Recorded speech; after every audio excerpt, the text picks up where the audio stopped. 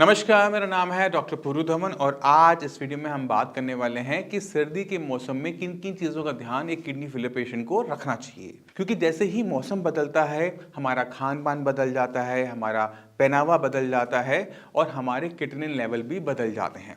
अक्सर सर्दियों के मौसम में हम किटनिन के लेवल्स को बढ़ता हुआ देख लेते हैं मैक्सिमम पेशेंट के अंदर। अगर आपका किटनिन लेवल मान लो कि 5 है तो सर्दी के पीक पहुंचते पहुंचते वो 6 तक टच कर जाता है और पेशेंट यहाँ पर जो स्टेबल होते हैं, जो पेशेंट स्टेबल चल रहे हैं, वो परेशान हो जाते हैं कि किडनी मेरी फिर से खराब होनी शुरू हो गई।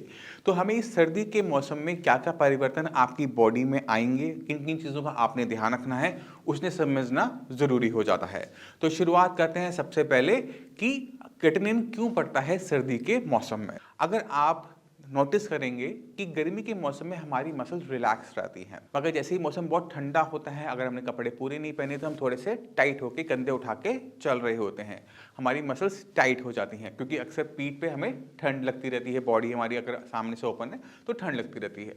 जब हमारी मसल्स में कॉन्टिन्यूसली कॉन्ट्रैक्शन बनी रहती है तो हम एक चीज देखते हैं कि बॉडी के अंदर किटनिन की प्रोडक्शन बढ़ गई। यहाँ पर किडनी खराब नहीं हुई है, यहाँ पर बॉडी में किटनिन की प्रोडक्शन बढ़ी है, जिसकी वजह से हमें वो थोड़े बहुत चेंजेस अपनी रिपोर्टों में भी देखने को मिलते हैं कि लेवल में हल्का सा हमें जंप देखने को मिलता है। नॉर्मली 0.5 to 1 हमें देखने को मिल जाता है। अब हम इसे कंट्रोल कैसे कर सकते हैं? अब मौसम बाहर ठंडा है बट घर के अंदर हम अपने टेम्परेचर को बहुत अच्छी तरीके से मेंटेन कर सकते हैं। इसलिए जितने भी किडनी फेलियर के पेशेंट हैं, मैं उनको एडवाइस करता हूं कि अपना एक रूम, घर का कम से कम एक रूम को एक अच्छा सा रूम बनाओ जिसके अंदर वहाँ पर टेम्परेचर अच्छी तरीके से कंट्रोल रहे। रूम का टेम्परेचर कोशिश करो कि 25-26 डिग्री के आसपास रहे, क्योंकि ये बहुत सूथिंग टेम्परेचर होता है जहाँ पर ना आपको ठंड लगती है ना ही आपको गर्मी का एहसास होता है। तो रूम का टेम्परेचर 25-26 इसको मेंटेन करने की कोशिश करेंगे। अब जब हमने बाहर जाना है तो हमें ठंड का भी ध्यान रखना है, तो हम एडवाइस करते हैं कि आप पैडेड जैकेट्स का यूज़ करें। अभी पैडेड जैकेट दूसरी जैकेट से फ़र्क कैसे होती हैं उसको भी समझने की कोशिश करेंगे।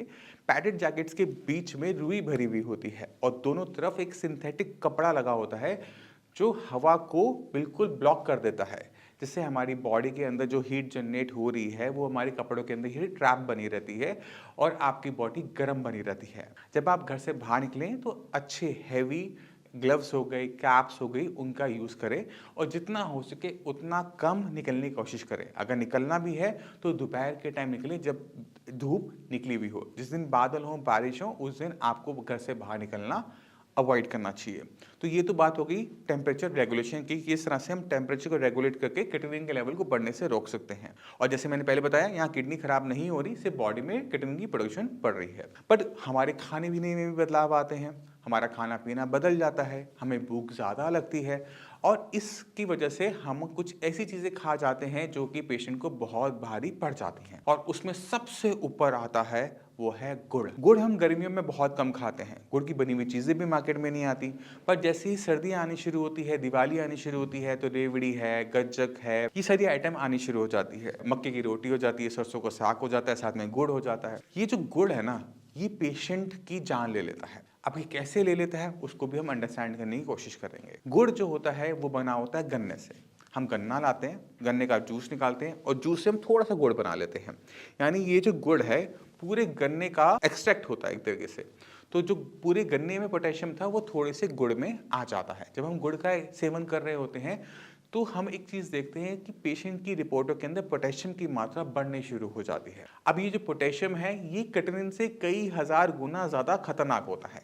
क्यों खतरनाक होता है उसको समझने की हम अब कोशिश करेंगे। मैं आपको समझा देता हूँ। पोटेशियम जो है हमारी मसल्स को ताकत देता है, हिलने की, ढुलने की। बट जब इसकी मात्रा ज़्यादा हो जाती है हमारे ब्लड के अंदर, यही हमारी मसल्स के अंदर थकावट पैदा करता है, फटीग पैदा करता है। अब हमारा जो हार्ट है ना, वो मसल्स का बना है, वो हमेशा कॉन्ट्रैक्ट करेगा, एक्सपेंड करेगा, कॉन्ट्रैक्ट करेगा, एक्सपेंड करेगा और इसी वजह से हमारा ब्लड जो है वो पूरी बॉडी में सर्कुलेट होता रहता है।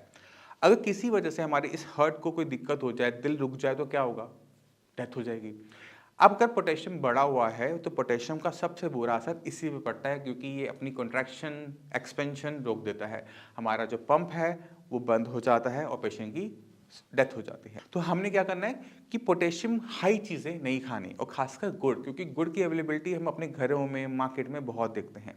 इसी वजह से इसको पूरी तरह से आपने अवॉइड करना है। दूसरी चीज़ आपने ध्यान रखनी है वो है कि साग, हरे पत्तेदार जो सब्जियां हैं, जैसे सरसों का साग हो गया, पालक बहुत आती है, बथुआ बहुत होता है, ये पत्तेदार सब्जियां सर्दियों के मौसम में मार्केट में ज़्यादा देखने को मिलती है, और इसी का अक्सर हम साग खा रहे हैं, चौलाई खा रहे हैं। तो ये जो साग हम खा रहे होते हैं ये भी पोटेशियम को बढ़ाता है। क्यों बढ़ाता है? वो है कि हम इसे बनाते कैसे हैं। आपने मान लो कि सरसों ली, आपने सरसों ली, सरसों को बॉईल किया, वो तो इतनी सी रह जाती है, ठीक है। फिर इसको बनाते बनाते वो थोड़ी सी और थोड़ी रहती है, तो इतनी सारी सरसों का पोटेशियम इतनी सी सरसों में आ जाता है। इसी वजह से जब हम सरसों का या किसी भी पत्तेदार सब्जियों का साग का सेवन करते हैं तो हमें एक दिक्कत यही देखने को मिलती है कि पोटेशियम की मात्रा बढ़ने लगी। इसी वजह से आप हरे पत्तेदार सब्जियों का साग नहीं बना सकते, आपको उसके साथ कुछ और सब्जियों का यूज करना पड़ेगा। जैसे आपने मेथी गाजर बना ली, अब मेथी थोड़ी सी डालोगे तो साग तो बनाया नहीं, आपने गाजर को डाला था, गाजर के साथ थोड़ी सी मेथी डाल दी, चलेगा। पर सिर्फ मेथी मेथी का कुछ आपने बना लिया, साग टाइप बना लिया, ये बिल्कुल भी नहीं चलेगा, क्योंकि इसमें पोटेशियम बढ़ने की दिक्कत होगी। अब ऐसा नहीं कि पूरा बंद करना है। अगर हम किसी चीज़ में ड्रेसिंग कर रहे हैं, जैसे हमने धनिए के पत्तों की ड्रेसिंग किसी सब्जी के ऊपर की फ्लेवर के लिए, वो हम कर सकते हैं। पुदीने के कुछ पत्ते इस्तेमाल करने हैं, हम कर सकते हैं। हम मेथी की थोड़ी बहुत अगर आटे में गुथवाकर आपने रोटी खा ली, कोई दिक्कत नहीं है। तो ये जो थोड़ी थोड़ी मात्रा में सिर्फ फ्लेवर के लिए अगर आप कोई चीज़ का यूज़ कर रहे हो, वो आप कर सकते हो। जो साग है वो नहीं बनाना। तो ये दो इंपॉर्टेंट चीज़ें थी जो आपने ध्यान रखनी है कि बॉडी को गर्म रखना है और खाने पीने का आपने खास ध्यान रखना है, और किन किन आइटम का ध्यान आपने रखना है वो मैंने आपको बता दिया। अब मैंने आपको सिर्फ इन्हीं दो आइटम का क्यों बताया वो भी इंपॉर्टेंट है, क्योंकि हर साल जब हम पेशेंट्स देखते हैं सर्दी के मौसम में, एक पेशेंट ऐसा होता है जो इसी गलती की वजह से एक्सपायर होता है। मैं सच बोलता हूं, मैं मना नहीं करूंगा कि एक पेशेंट ऐसा जरूर होगा पूरे इतने इतने बड़े ग्रुप के अंदर जो ये गलती कर बैठता है। तो आपने ये गलती नहीं करनी। इस साल हम ये कोशिश करेंगे कि कोई भी पेशेंट को दिक्कत ना हो, इसी वजह से अभी मैं ये वीडियो बना रहा हूँ। अगर आप इस वीडियो को देखते हैं तो अपने घर वालों को बिल्कुल साफ साफ बोल दीजिए कि गुड़ और गुड़ की बनी हुई आइटम घर में आएगी ही नहीं, क्योंकि घर में आएगी तो थोड़ा बहुत हाथ चलेगा, अगर आएगी ही नहीं कोई दिक्कत होगी नहीं। दूसरी चीज़, पत्तेदार सब्जियों का आपने बता दिया घर वालों को कि आपने क्या ध्यान रखना है, काम हमारा आसान हो जाता है। तो ये दो ही इंपॉर्टेंट बातें।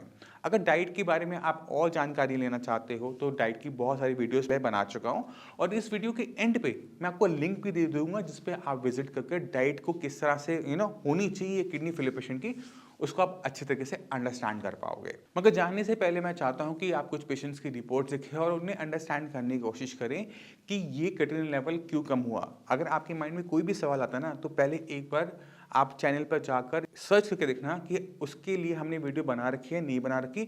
अगर फिर भी आपके माइंड में कोई भी डाउट रह जाए कि आप में से कुछ पूछना चाहते हो किसी भी बीमारी, किडनी फेलियर से रिलेटेड कोई भी बीमारी के बारे में, तो आप हमें कमेंट सेक्शन में कमेंट करके बता सकते हो कि अगली वीडियो मैं किस टॉपिक पे आप सभी के लिए बनाऊं।